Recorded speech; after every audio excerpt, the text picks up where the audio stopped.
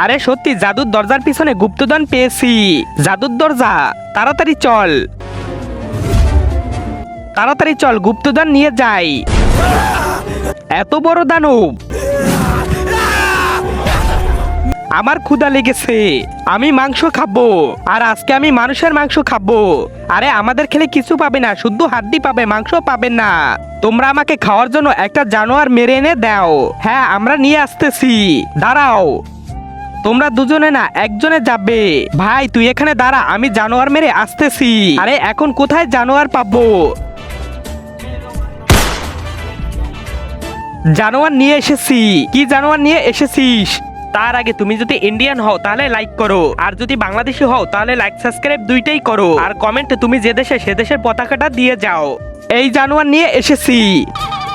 আরে কুত্তা, এটা কোনো জানোয়ার না, এটা আমারই শখের ছেলে। আমার ছেলেকে মেরেছিস, তোদের ছাড়বো না।